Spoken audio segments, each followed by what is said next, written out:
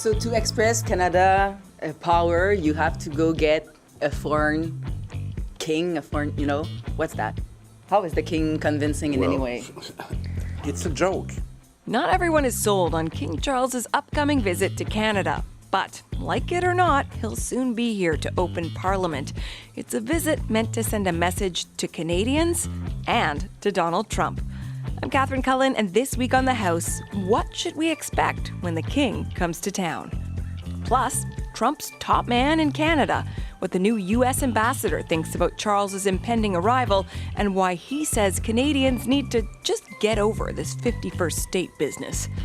Also, Canada and the Middle East. We expect a full investigation. We expect a immediate explanation of what happened. It's totally unacceptable. It's some of many things that are totally unacceptable that's going on in the region. Tension between the Canadian and Israeli governments rose this week. Is Canada's stance on the war in Gaza changing? A former Middle East analyst for the Department of Defense weighs in. But we begin with Trump's ambassador on whether the U.S. is really a threat to Canada. The House is now in session. Pete Hoekstra officially became the U.S. ambassador to Canada late last month, while the trade war was well underway. On Thursday afternoon, I sat down with him at the American Embassy to get his take on where the Canada-U.S. relationship now stands. Ambassador Hoekstra, thank you for making the time. It's good to be with you. Thank you. Mark Carney just got elected as Prime Minister by telling Canadians President Trump wants to break us so that America can own us. What do you say to that characterization? I'm glad that the President and the Prime Minister had an opportunity to meet in Washington and to put that all behind us and to move forward in terms of building a stronger relationship, more prosperity, more safety, more security for all of our people. Since you have taken on the role of ambassador, I read you said the 51st state talk is done. You just said there, behind us. Did Donald Trump tell you directly that he is done with this 51st state business? No, I think he told Mark Carney that. Explicitly? Well, not explicitly. I mean, you saw the conversation, or many people did, where the president talked about it and Mark Carney's, I don't remember his exact words, but it was pretty clear. Never was certainly one of them. Yeah. Because the president then responded and said, never say never. Mm-hmm. But, they did it with a smile on their face. It was clear that it was no longer an obstruction, an obstacle to them then leaving the Oval Office and going to the Roosevelt Room and having a very constructive lunch about where America and where Canada can work together. Okay, so he hasn't said explicitly to you that it's over. You understand that we are looking forward and we're not going to be talking about annexing Canada anytime I understand soon. that from my boss, the President of the United States, Donald Trump. He has not instructed me to go to Canada and say, Pete, get that deal done. I want them as a 51st state. I think that meeting clearly demonstrated that if there's going to be discussion about the 51st state, it's going to be happening at the Donald Trump Carney level, not at the ambassadorial level, which tells me it's done. You talk about moving forward. The Prime Minister said on Wednesday, the U.S. is an economic threat to Canada. Is it? My opinion of that would be a little bit different. The United States of America is a huge economic opportunity for Canada. It already is. You're our second largest trading partner. So it's tens of thousands of jobs that are created in Canada each and every day, each and every year. Canadians go to work with product that will be exported to the United States of America that American consumers are gladly buying.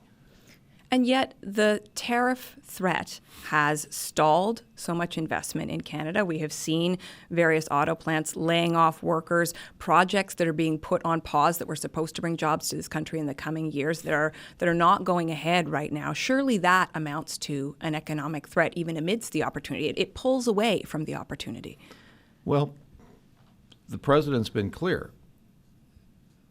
What we call USMCA, which is called something else in Canada and is called something else in Mexico. CUSMA, yeah. So CUSMA. we start with Canada here. Yeah, okay. But yeah, that it was transitory, which is great because the economy changes. We learn from experience and all of these types of things. And I think your term is right, the threat of tariffs, because right now 99.9% of commerce coming from Canada going south is covered by the USMCA, CUSMA, and is tariff-free. And yet you just called the deal transitory? Was that the word that you used? You mean in the sense that it's only for a limited amount of time, or you're talking about that we're transiting the from, goods are transiting. from Okay. one agreement. We're transiting from CUSMA to what will be something different in the future, but that was built into the agreement. It was built into CUSMA that there would be a review process. But I think that's different than a whole new agreement, which seems like it's where we might be headed. You might be surprised, and neither you and I know exactly how much different it will be, but I would guess that let's wait and see what they come up with. But I think there might be a lot of similarities and things that we recognize. You say let's wait and see what we come up with. Let's talk about where we are right now. After that meeting in the Oval Office at the White House, of which you were a part, there was a lot of talk about this being a door open for negotiations. What is happening right now? Are negotiations underway between Canada and the U.S.? My understanding, they are. How intense at this point, I don't know. LeBlanc, your Minister LeBlanc, was in Washington this week.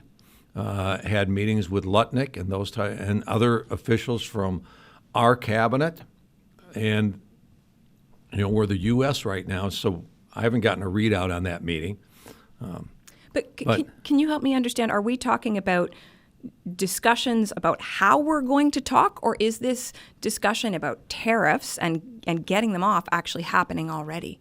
When we left the meeting in Washington with Donald Trump and Mark Carney, it was the president saying, "We want a proposal. Give us a proposal. What do how do you see this agreement?" So we're waiting, I think, and believing that the ball is in Canada's court to outline what they would like to do, maybe some proposals and those types of things. If we are talking about how we're going to negotiate, the size of the table, who's around the table, we're in the wrong place. Donald Trump, as you've seen, in this administration, is a team in a hurry. In the first 100 days, we secured our border. And you go through a whole list of accomplishments. They're not looking for a drawn-out negotiation process. If that's what the Canadians and Mark Carney and his team believe is necessary to get to an agreement, it will happen, but I think it will be a ways away. Right now, we're looking, countries from around the world have presented proposals to the president's team. They're evaluating them. They're moving forward with some. They're pitching others, or just saying, "Hey, you're not serious. Okay, come back with a serious proposal, and then we'll talk." President Trump announced plans this week to build a Golden Dome missile defense system. Cost billions of dollars. President wants it done in 3 years. What exactly does the U.S. want from Canada when it comes to building this Golden Dome? I think we want a partnership. We've had NORAD, that's been in place since 1958, which has been very, very effective at protecting our interests and our national security for both countries. And so there will, again, be talks between the president and Canadians about, okay, do you want to be part of this capability that would provide more safety and security to the Canadian people. And I think the Prime Minister has said, yeah, we'd be interested in doing that. Mark Carney, though, also said this week that while Canada will cooperate with the United States when it makes sense, militarily, it's not a guarantee anymore. He said, we are in a position now where we cooperate when necessary, but not necessarily cooperate. Does that sentiment worry you? No. Why? It's Canada. You can do what you want. All right? And if you decide not to cooperate with us on Golden Dome, great. We will build Golden Dome without Canada participation. In other areas, though, I wonder. I mean, we collaborate in any number of forums, NATO, NORAD. We share a border, as you pointed out. There's no worry? Well, again, Canadians have, and Mark Carney and others have made it clear, we are a sovereign nation. We will make our decisions based on the best interest of Canadians, which is exactly the way that the U.S. is operating. We're no longer in a position where we're going to be supporting other countries that come at the expense of the American people. We are going to be negotiating in the best interest of America and American people for what is good for America. And we expect other countries to do the same thing in negotiations, and that actually will give us the best kind of agreements. I'd like to ask you about the Middle East. This week, Canada, the UK, and France released a statement threatening to take action if Israel does not stop its military operations in Gaza and letting more humanitarian aid into Gaza. What is the U.S. response to that call? We are a strong supporter of Israel, and we believe in every right for Israel to defend itself. They went through a horrific attack on October 7. They are responding, and again, as we just talked about, they're doing what they believe is necessary to keep their people safe and secure. And so we've been strong supporters of Israel's right to defend itself and its citizens. The move by the Canadian, UK, and French governments is now being tied today by some Israeli officials to the shooting death of 2 Israeli embassy staff in Washington, D.C. Israel's Minister of Diaspora and Combating Anti-Semitism said in a statement that Carney, the UK, and French leaders have, quote, emboldened the forces of terror through their failure to draw moral red lines. This cowardice has a price, and that price is paid in Jewish blood. This is obviously a shooting that happened on American soil. Do you agree with what the Israeli minister is saying? What I agree with is that it was a horrific attack. Donald Trump is making, and this administration is making every effort to fight anti-Semitism across the United States, but also to fight it globally. And yet you have 3 world leaders who have criticized the Israeli government and specific policies. Is it right or wrong to draw connections to this terrible shooting and the actions of these world leaders? Obviously, we do not agree with the Canadian position in terms of criticizing Israel. This is a nation that paid a horrific toll, that is doing everything possible to protect its citizens from another attack like that. So when I read you that statement, your point of view is that you would offer critique to Canada and not to the comments of the Israeli minister. Yes. I'd like to ask you in closing, the King is coming to Ottawa next week. He is going to read the speech from the throne, something a monarch hasn't done in Canada since 1977. Do you believe that there is a message for your president in the fact that the King is coming and giving this address?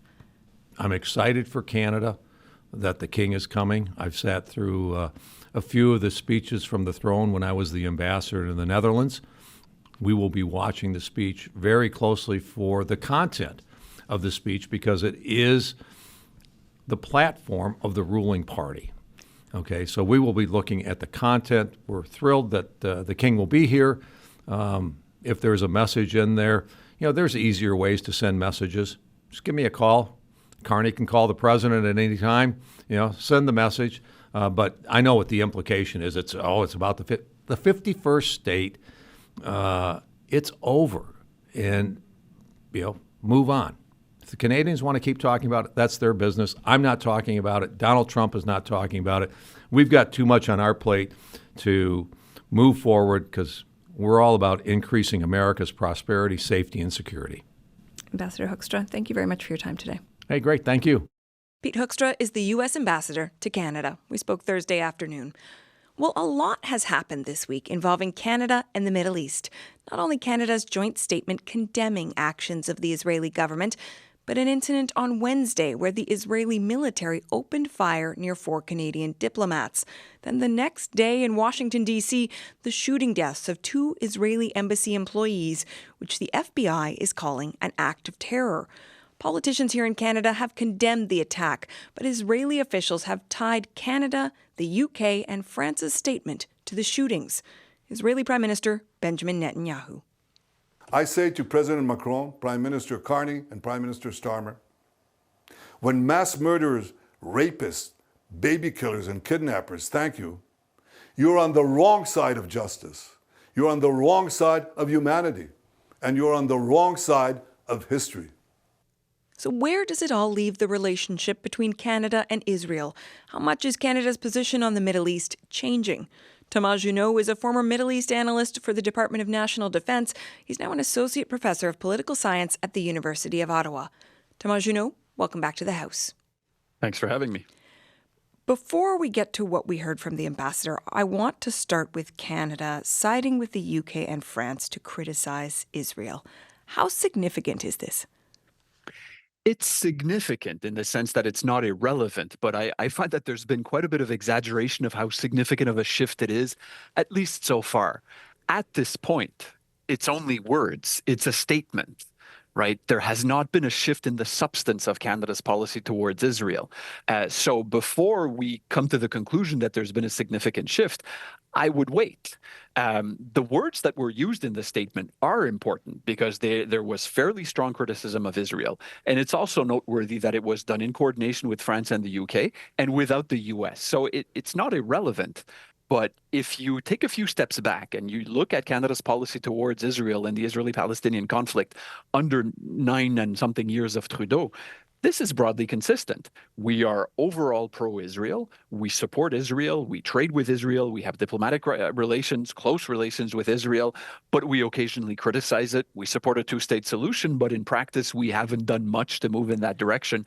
And we, importantly, oppose Hamas, which we list as a terrorist organization and do not support. So mostly, at least so far, I don't see that big picture changing.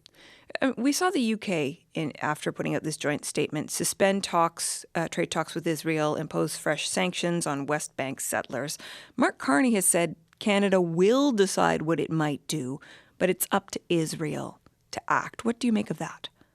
Well, first of all, I would say, speaking of the difference between rhetoric and words and concrete action, the UK suspended trade talks with Israel, but the UK did not suspend trade with Israel. It is just suspending talks that were apparently not progressing very much anyway. So that's not very substantial.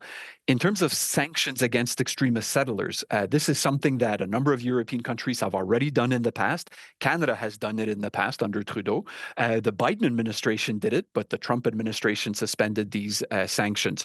So what is on the table now for Canada, but also for European states, is additional sanctions on extremist settlers in the West Bank, not just any settlers, but the more extremist ones. That is, at this point, one of the, if not the main tool that could actually be implemented. You suggested this is kind of no big deal, and yet we played that clip from Benjamin Netanyahu, which was part of a much bigger statement with a very extreme reaction to this joint statement. If it's no big deal, why is it provoking such a strong reaction? Well, I think one concern in Israel now is that there could be a broader movement of more countries, Canada, Europeans, Australia, perhaps others, coming to not only criticize Israel with words, but actually implementing actions. And at some point, if there is a snowball effect, it does start affecting Israel. So what Prime Minister Netanyahu is doing, which is the same recipe that he's used in the past, is to try to shut down criticism by going nuclear, basically saying as soon as there's criticism of Israel, and let's be clear, what was in the statement by Canada, France, and the UK was mild criticism compared to what you see elsewhere. And it was very clear that there remains support for Israel, that Israel remains a friend and a partner, and that Hamas is a terrorist group. That was actually clearly said in that instance and elsewhere.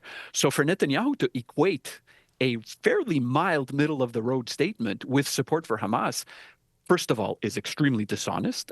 It's full of factual inaccuracies, but it's a very transparent attempt to simply shut down criticism, which often works. So it is true that in the very first paragraph of the statement, they do say, we call on Hamas, is the three leaders, we call on Hamas to release immediately the remaining hostages they have so cruelly held since October 7th, 2023. The statement itself says, as an example, the Israeli government's denial of essential humanitarian assistance to the civilian population is unacceptable and risks breaching international humanitarian law. You view that as mild? I view that as mild in the sense that it's only words. I mean, these are strong words. These are somewhat stronger words than we've seen in the past from these three countries. But my point is that as long as these remain statements, the actual impact on the ground in terms of the diplomatic relations between these three countries and Israel, and more importantly, the influence that it could actually have on Israel's decision-making is at best, very marginal.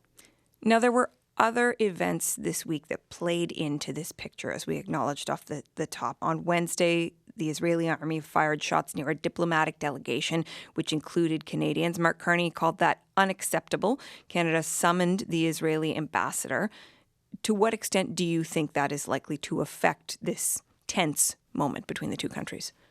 I think it can affect it in the sense that it's part of a broader trend. And that broader trend is growing impatience in Europe, in Canada, with Israeli actions. If this had been a completely isolated incident with nothing else going around it, then I think it would have been very quickly forgotten. But it feeds into this growing impatience where in France, in the UK, in Canada, and in a number of other European countries, there's a growing willingness to take a firmer stance against Israel. And something like that really risks feeding into it, but on its own will not drive it. The other incident, of course, the shooting death of these two staff of the Israeli embassy shot and killed in Washington. It was after that some Israeli officials and later Benjamin Netanyahu tied the shooting to the words of Canada and these other countries. You heard a moment ago Pete Hoekstra defend Israel, but had nothing to say about the suggestion that there is blood on Mark Carney's hands. What do you make of the U.S. response? Well, first of all, I think it's very noteworthy that Ambassador Hoekstra did not explicitly agree with what that Israeli minister said. And I think that was pretty clear in the way that he did not directly answer your question. I think there's a few things to say about that. First of all, there is a significant increase in anti-Semitic hate incidents in Canada, in the US, in Europe, and beyond. And that is a major cause for concern. There is tremendous anxiety within the Jewish community in Canada and in other countries, and it's justified. And that attack earlier this week, which let's see until all the details come out. But to me, all indications are at this point that it qualifies as a terrorist attack. Just confirms that these significant levels of anxiety are justified. That being said, and this is a parallel debate, the accusation that Carney or Starmer or Macron in France have blood on their hands is excessively dishonest. And again, there's no doubt in my mind that it is not true. And it comes back to the point of blatant dishonest attempts to shut down debate, to shut down criticism, of saying that measured statements that are balanced, that criticize Israel but do not side with Hamas, have blood on their hands and encourage attacks like that, for me is really just an attempt to shut down debate. Okay, Thomas Junot, we are out of time. Thank you for this discussion. Thank you. Thomas Junot is an associate professor of political science at the University of Ottawa. Lots more coming up on the House podcast. Mark Carney is about to experience life on the floor of the House of Commons, our journalist panel on what to expect. I'm Catherine Cullen. You're listening to The House, making politics make sense. Make sure to give us a follow so you never miss an episode, and tell us what you think of the show. You can email us at thehouse@cbc.ca.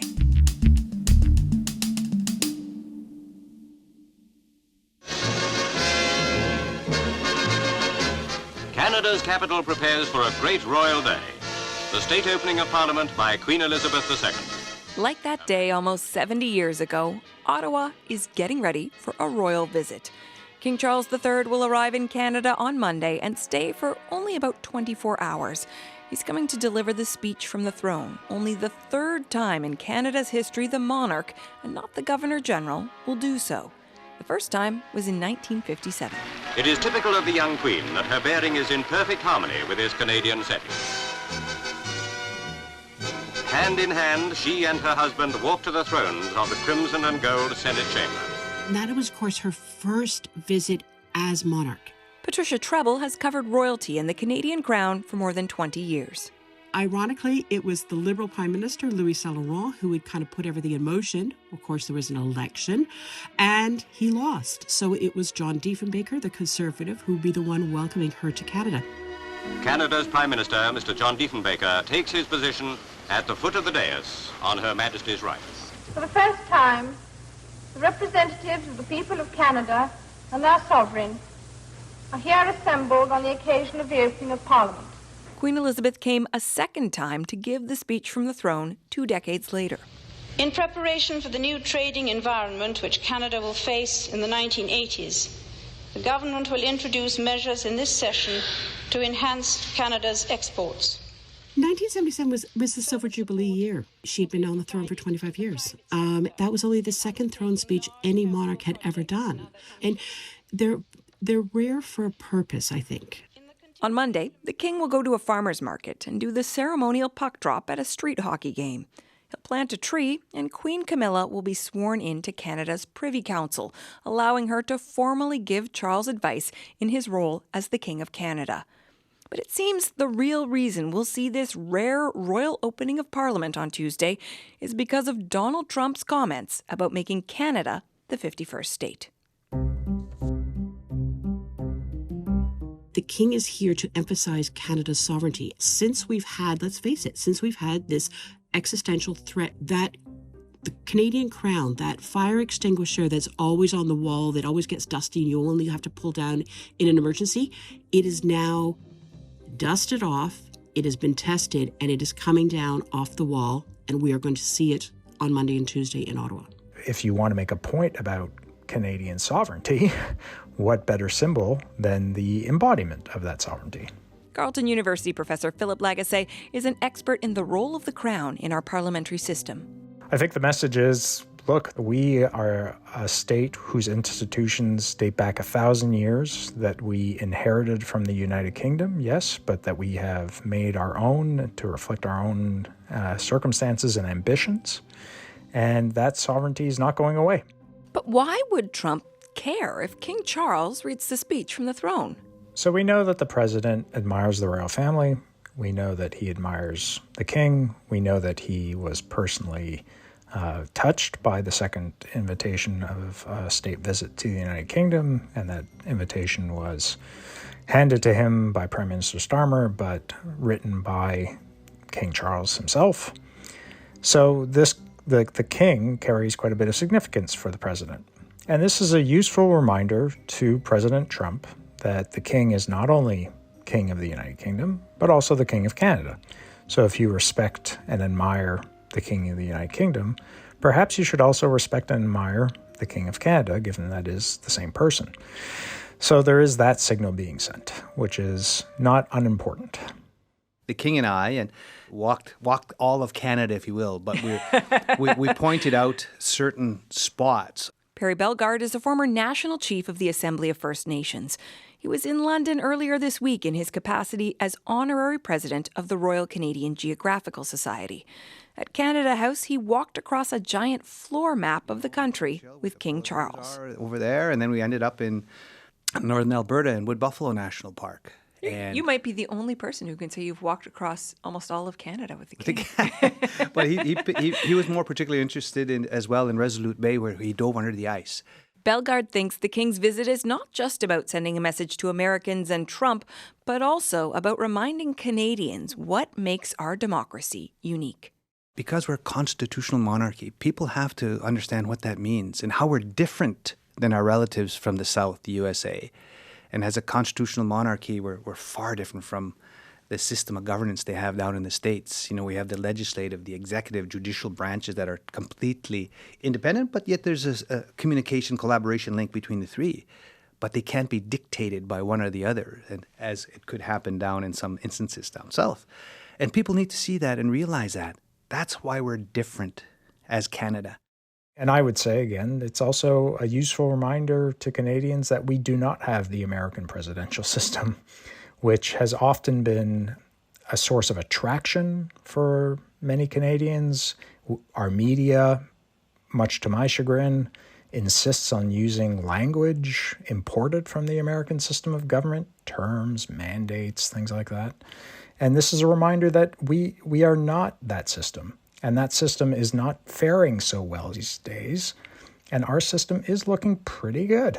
And therefore, the symbol of that system, the monarchy, is worth noting. The speech from the throne will anchor the King's visit to Canada, but Lagacé says what Charles says outside of that moment will also be worth watching. When the King reads the speech from the throne, the King will be reading words written by the government of Canada. So it's understood that these are not the King's words. What we might look for is, what does the King say in remarks outside of the speech in Canada? And there it might be interesting to see what little hints and signals that he may send to try and demonstrate his affection for the country, the importance that he ascribes to its sovereignty and its importance in his mind.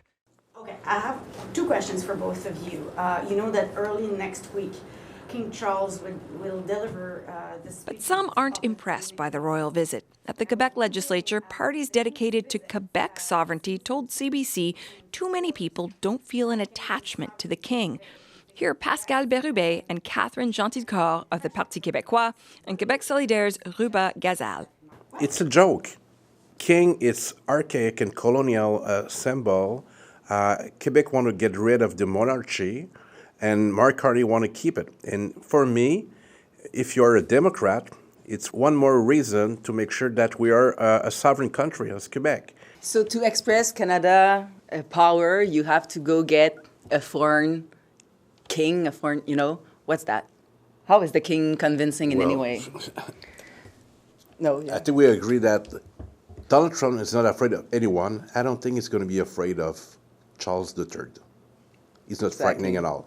To have this visit of the king, this is not a mark of power of Canada. What it is then? Well, it's ridiculous. This is what I think about it, and I'm pretty sure that the majority of Quebecers think the same thing. That idea of King Charles being a foreign king irks royal watcher Patricia Treble. He's not a foreign king. He's not the British king at this moment. When he comes to Canada, he is the Canadian king. He's invited by his government in Ottawa. And, people are like, oh, he's the English king. I'm like, there has not been an English king since 1702 when William III died. Quebecers, as forward-looking as they are, have also inherited these institutions. Their National Assembly is also an assembly in the British model. They have a lieutenant governor. It is as much part of Quebec history as it is part of Canadian history. So I would simply say that on the license plate in Quebec, je me souviens également de mes institutions. We should also remember our institutions, whether we like them or not, whether or not we want to change them. For now, this is what they are, and they are quite significant at this moment. Perry Bellegarde points out that for Indigenous peoples, the relationship with the Crown is an especially important one. For us, as Indigenous peoples, First Nations people, we have a treaty relationship with the Crown. I used to always say, we don't have a treaty with the Liberals, or the Conservatives, or the NDP, or the Greens. We have a treaty relationship with the Crown that was entered into nation to nation. And there was a strong connection and a strong sacred covenant, and that can never be broken. And yet, for some people in this country, the institution of the monarchy is one that they don't have any relationship with. They see it as a relic of the past. We've heard the Parti québécois say things like that. Or it's just not something Canadians feel connected to. This is sort of a dusty piece of our history. What would you say to them? You have to learn and listen from the past to chart a better path forward in the future, no question. And for us, The treaty relationship was a sacred covenant. And so we say that sanctity of agreement can never be broken. And that's why we have songs. We have ceremonies. Every treaty day, it's coming up treaty day now. And the prayers, it's treaty day, we call it, when we'll meet with representatives of the Crown to receive our annuity payments, our $5, which still has to be brought up. That's another issue, but we receive these annuity payments and discuss all aspects of this treaty. There's a song, the Treaty 4 flag song, or the Treaty Flag song. It speaks of the Queen giving us this flag to flutter in the wind forever. That's the relationship with the Crown we have. That Union Jack is very important. Yes, it flutters in the wind forever. And so you have to respect all those institutions of governance. And it is Canada's institutions, however Canadians might feel about them, that will be on display during this visit to remind both the U.S. president and Canadians themselves of what makes this country unique. What I also think we're going to see is everything is geared towards emphasizing he is the King of Canada. We're going to have a lot of Canadian flags. The RCMP is out. The Prime Minister, the Governor General, the Chief of the Defence Staff, the Commissioner of the RCMP are going to be with him on a lot of the events, especially on the second day when he opens Parliament. And I think that is deliberate and that is done to emphasize his role and to emphasize that we are different from the United States. We always look at ourselves as we are separate from the United States, but in this case, we are very, very different from the United States. And I think that's what the world is going to be seeing on Tuesday.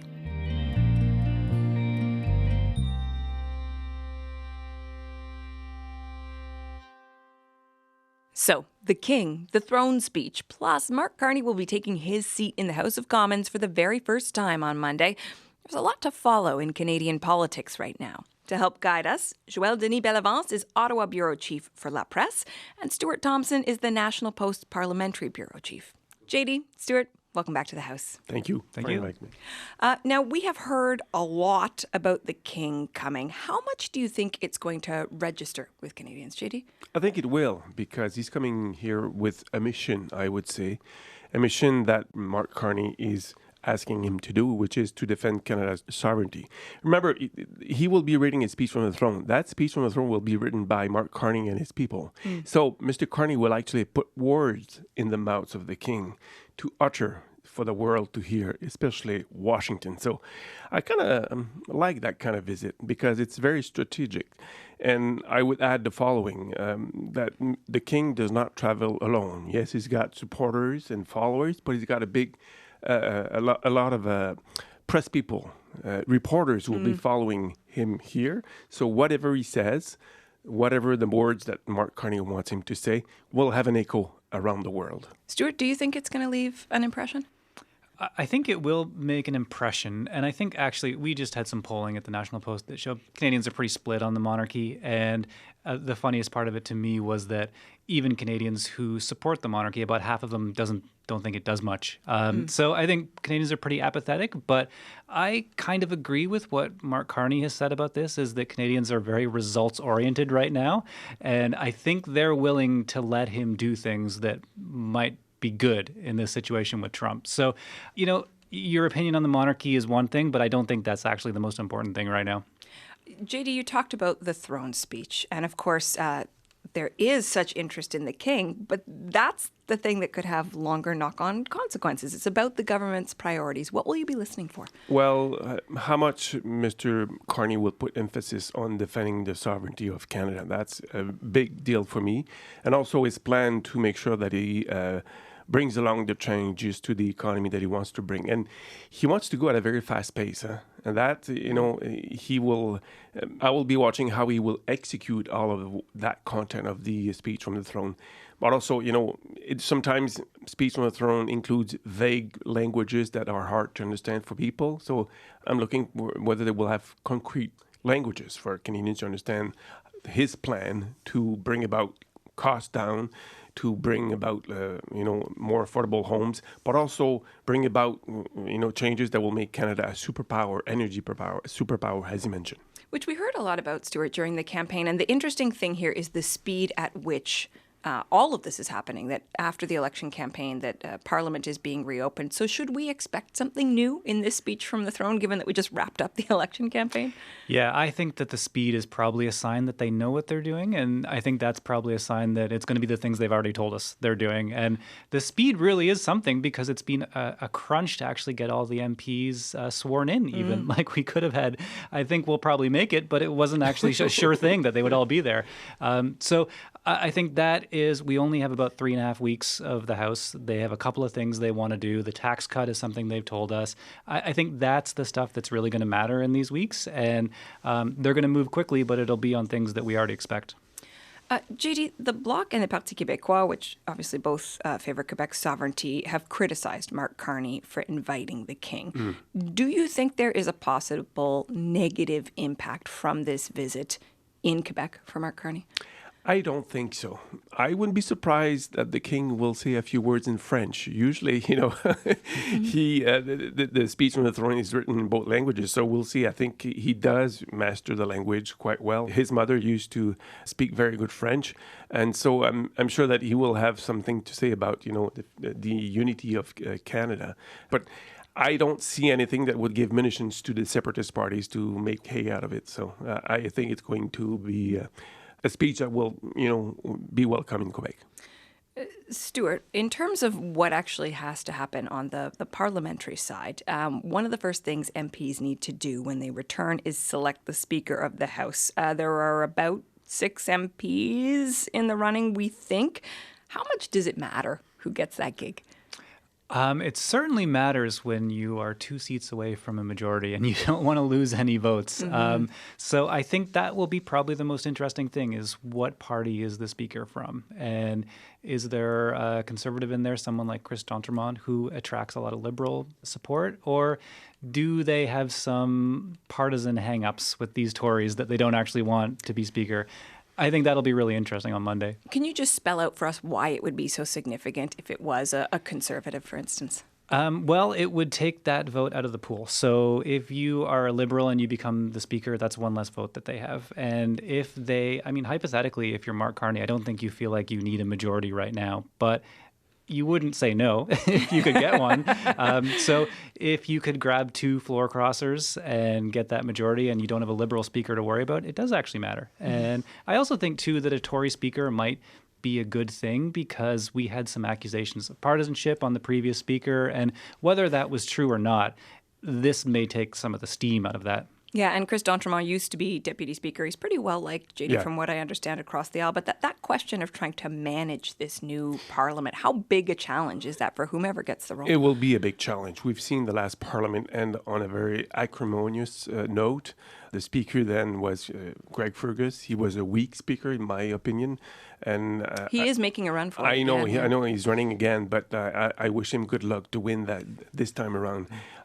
But it's going to be critical, because if you want to restore order in the House of Commons, you need somebody who has the respect of his fellow MPs and all the parties. And Mr. Fergus was asked by 2 parties to resign twice, by the Conservative Party and the Bloc Québécois. It would be unusual for the Speaker to come from the opposition benches, but we're not, in a very usual time right now. And Mr. Carney will be a new Prime Minister in the House of Commons sitting for the first time, so I think he will be looking for some kind of decorum. I don't think he would enjoy very much the kind of vitriol that came around in the last Parliament. Stuart, that does make me think, when JD talks about decorum and Mark Carney's nature, you guys, Christopher Nardi from the National Post, had this great piece about what life is like inside Mark Carney's PMO. Can you tell me a little bit about what we're learning about how his ship is running? Yeah, well, it's on time, for one thing, which is new for us as journalists and new for a lot of people. Welcome, yeah. And I mean, this is the thing, is that he's definitely more demanding. And you can definitely see both sides of that coin when you talk to people about it, which is that, we're getting things done, we're starting on time, people have clear expectations. You can't come unprepared or you'll get roasted in front of everyone. And the other side of it, though, is that, if you say someone doesn't suffer fools, that's like the positive version of it, but maybe they're just a jerk, and that's the other side of it. So I think there are people who this kind of approach works really well with, and some people who are a little wary of it, and maybe that it'll wear thin over the months and years. I think some journalists got to see the Foreign Minister, Anita Anand, almost sprinting into the cabinet meeting, one of the first ones, because it was starting and she wasn't there yet. Yeah.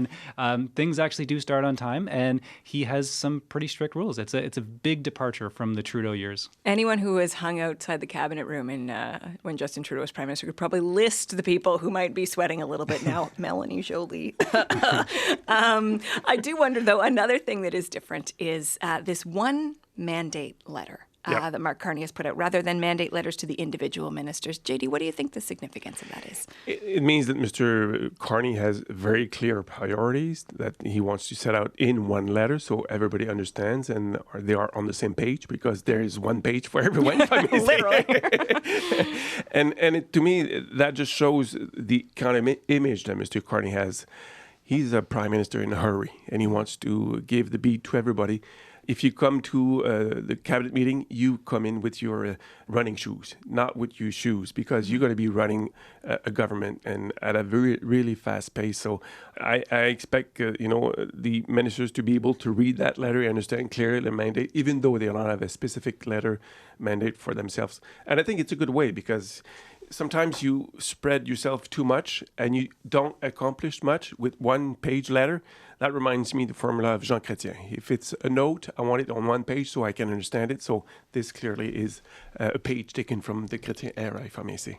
It's fascinating because, I think people would generally hear like, oh, he runs a tight ship and like the sounds of that. But as your article points out, Stuart, there can be challenges that go along with that. If a prime minister is reading every document that isn't necessarily in his purview, or if he's pushing the gas at all times, how long can that last, I suppose? Yeah, well, anyone who has covered the Harper years remembers this. And if you speak to people who worked for Stephen Harper, he read every page, and he would sometimes ask you a question about a page you didn't expect him to read. And Carney's the same way. And so Christopher Nardi spoke to some people who said, he's going too deep. He's reading stuff that's supposed to be for people 3 levels below him. That can work, and sometimes it can't work because you're doing too much. You're micromanaging. You can't actually get things done because you won't let people do their job. I don't think we know where it's going to go with the Carney government, so I guess we'll have to see. I want to leave on this thought of Mark Carney in the House of Commons, Mark Carney in question period. We've never seen this before, and yet he is Prime Minister. It's an intriguing thing. What is one thing that you will be looking for? What is one thing that is top of mind for you both? Well, I'll be watching the very first question that the opposition party will ask him and how he will behave faced with, maybe not cordial welcoming, more attacks, more virulent attacks from the opposition parties, and how he reacts to that. Mr. Carney has shown a tendency not to be very receptive to criticism. That's the name of the game in the House of Commons. Stuart? Well, another thing that Chris got in his piece is that people around him are a little concerned that he doesn't understand how hard it is to get things moving in the House of Commons, especially in a minority government. And it is hard. And I think we're going to see that committees, because it's a minority government, are really tricky. And he's been able to talk about moving fast and breaking things and all that stuff. The House of Commons may have something else to say about that. It's just a fascinating time to be covering politics. Thank you both for your perspective. Thank you, Catherine. Stuart Thompson and Joël Denis Bellevance. Okay, that's it for us this week. Our crew on the House is Kristen Everson, Benjamin Lopez-Stephen, and Victoria Valido. And our senior producer is Jennifer Chevalier. Technical production by Miguel Plante. Thanks also this week to Kathy Sine in Quebec City. I'm Catherine Cullen. Thank you so much for listening.